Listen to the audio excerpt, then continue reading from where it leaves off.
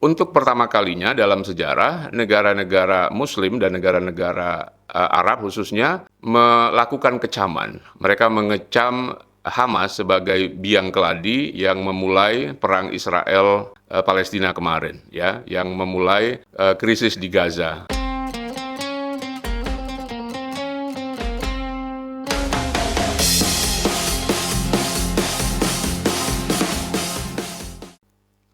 Halo, selamat datang kembali di kanal Iditopia. Hari ini saya mau membahas perkembangan di Timur Tengah. Sudah agak lama saya tidak mengupdate tentang Timur Tengah, khususnya tentang Palestina. Nah, kebetulan beberapa hari yang lalu ada pertemuan penting di New York, diprakarsai oleh dua negara, yaitu Prancis dan Arab Saudi, dan dihadiri oleh sekitar 50 negara, umumnya adalah negara-negara Arab dan negara Muslim.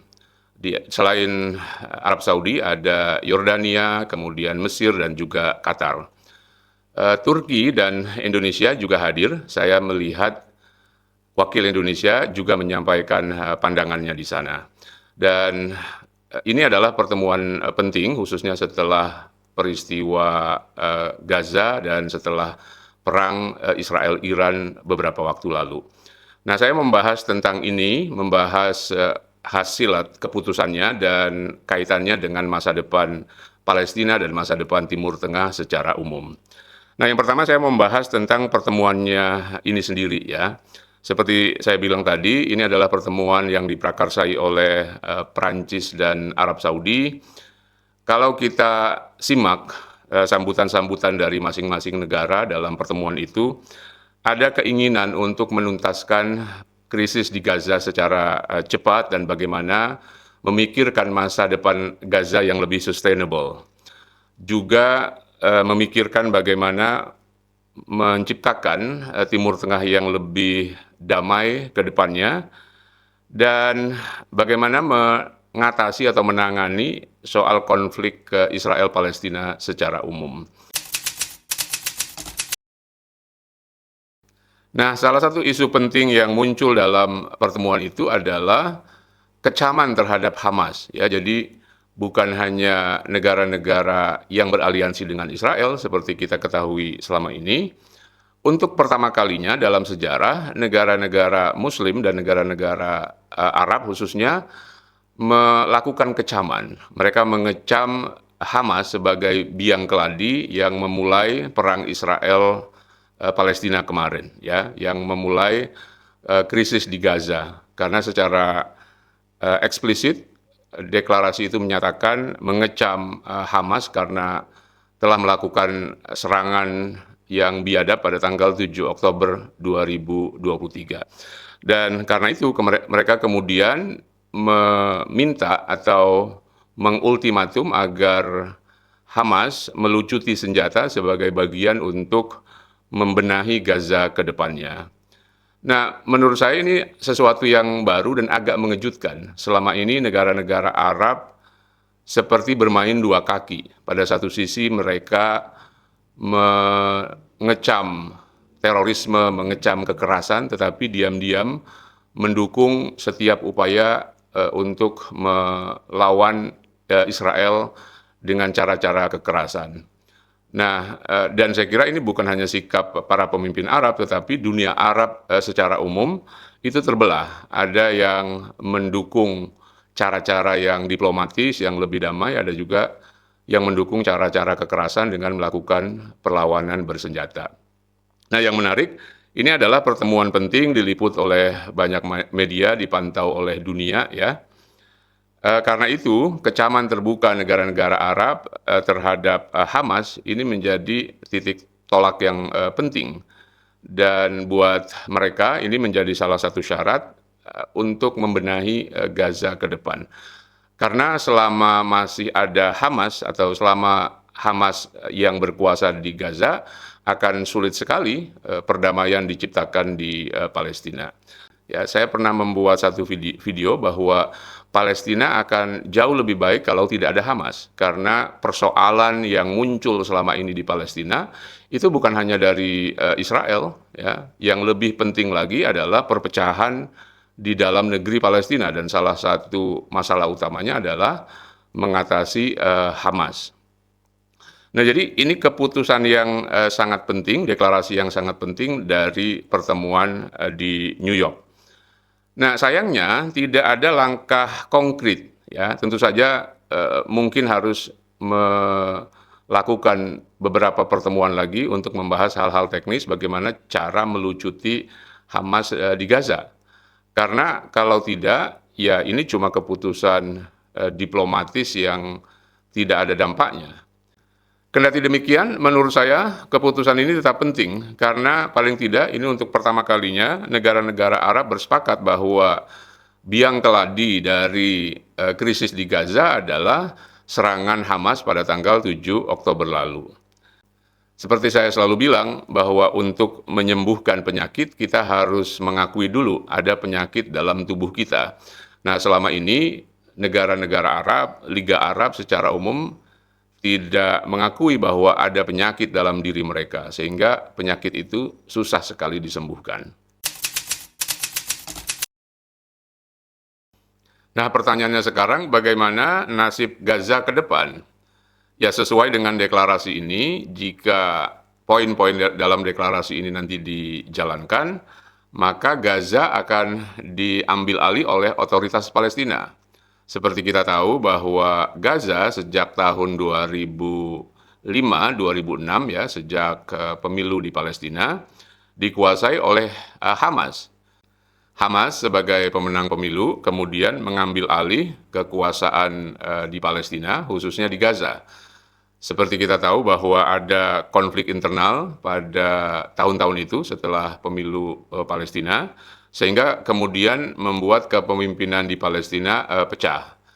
Tepi barat dikuasai oleh Fatah dan otoritas Palestina secara umum, sementara Gaza dikuasai oleh Hamas.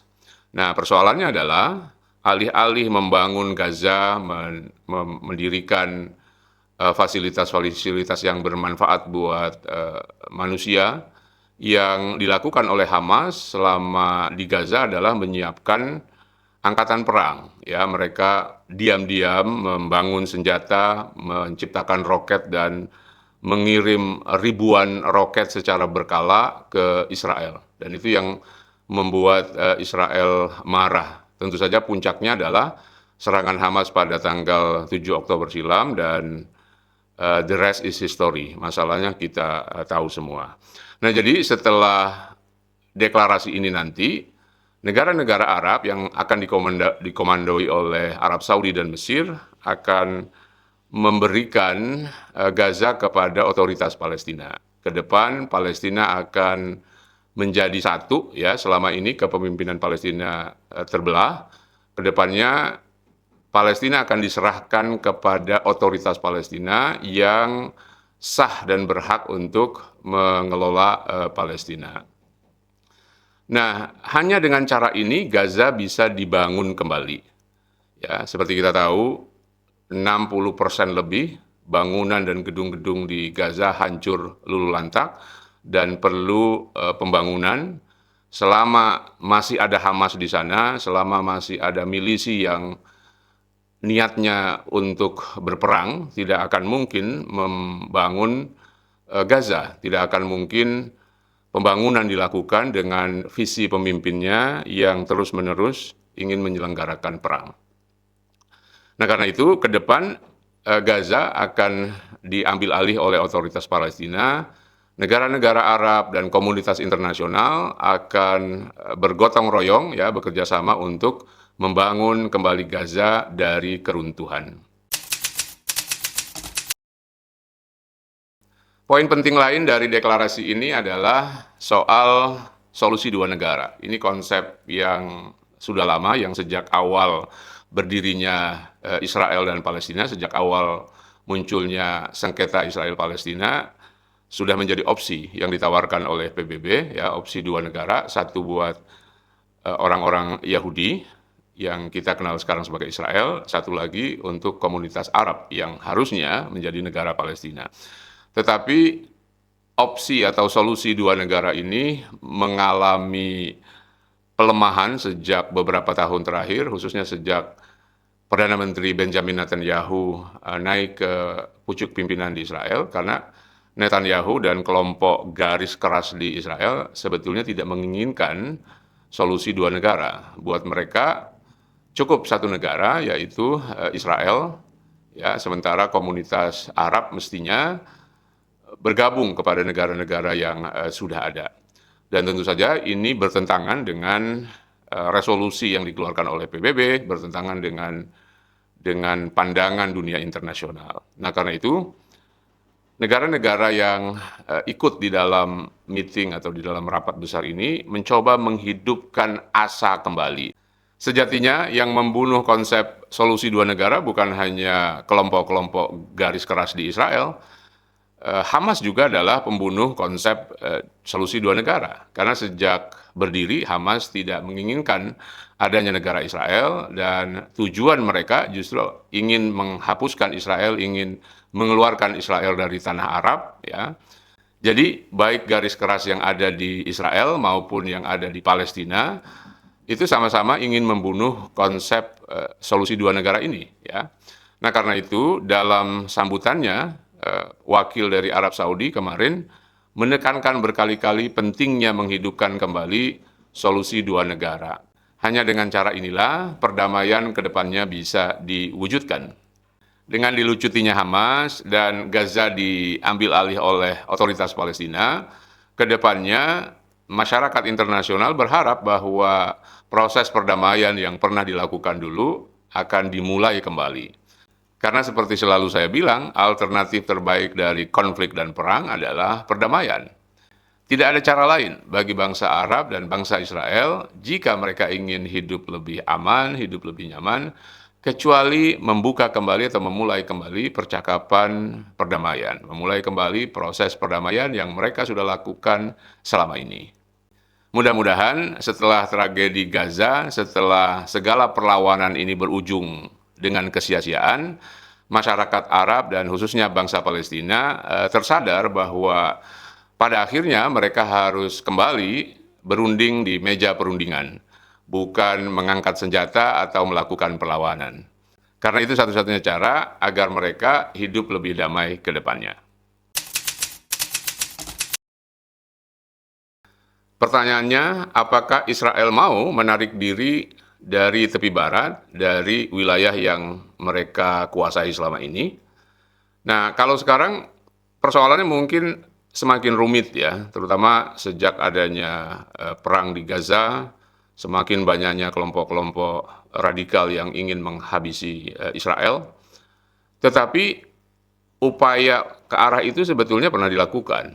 Kalau kalian mengikuti konflik Israel-Palestina dan upaya proses perdamaian, pada awal tahun 2000-an, Presiden Bill Clinton pernah berusaha memediasi Palestina dan Israel, ya, sebagai lanjutan dari proses perdamaian yang mereka sudah mulai pada tahun 1993. Nah, jadi pada tahun itu upaya mediasi yang dilakukan oleh Presiden Bill Clinton itu hampir terlaksana, ya. Ada yang mengatakan sekitar 95% itu sudah rampung dan Israel siap untuk menarik diri dari garis 1967. Tentu saja ada fase-fase yang harus dilewati, termasuk menarik diri dari Yerusalem Timur yang selama ini menjadi sengketa dua negara ini. Nah, jadi bagi orang yang pesimis terhadap perubahan sikap Israel, sebetulnya kalau kita membaca sejarah, Israel itu akan berubah. Israel mau berubah jika ada tekanan dari dunia internasional, jika ada tekanan dari Amerika Serikat, ya. Jadi pengalaman tahun 2000 itu ketika Presiden Bill Clinton melakukan mediasi itu bisa dijadikan contoh. Pada akhirnya Israel juga mau tunduk pada kesepakatan yang sudah ditentukan. Dan lebih penting lagi, jika ada perubahan kepemimpinan politik di Israel, tentu saja itu akan lebih mempermudah jalan untuk mencapai perdamaian. Isu penting lain yang muncul dalam pertemuan penting di New York itu adalah soal mewujudkan perdamaian di Timur Tengah secara lebih luas. Bukan hanya perdamaian antara Israel dan Palestina, tapi juga antara Israel dan negara-negara Arab secara umum. Seperti yang sudah saya jelaskan dalam beberapa video saya yang lalu, bahwa selama ini ada upaya normalisasi dan membuka hubungan diplomatik antara Israel dan beberapa negara Arab. Nah, sejauh ini sudah ada 6 negara Arab yang memiliki hubungan dengan Israel, yaitu Mesir, Yordania, Uni Emirat Arab, Bahrain, dan 2 negara terakhir yaitu Sudan dan Maroko. Nah, rencananya Arab Saudi akan menyusul dan mungkin nanti akan diikuti oleh Syria, Irak, dan beberapa negara Arab yang lain. Nah, dengan demikian, jika sebagian besar negara-negara Arab sudah melakukan normalisasi dan membuka hubungannya dengan Israel, pembicaraan untuk membangun kembali Palestina yang hancur, untuk membangun kembali Gaza, itu akan jauh lebih mudah. Jadi itu update tentang perkembangan di Timur Tengah. Mudah-mudahan pertemuan dan deklarasi New York akan berdampak positif bagi masa depan Palestina dan Timur Tengah secara umum. Terima kasih sudah menonton. Kita jumpa lagi pada isu yang lain. Salam.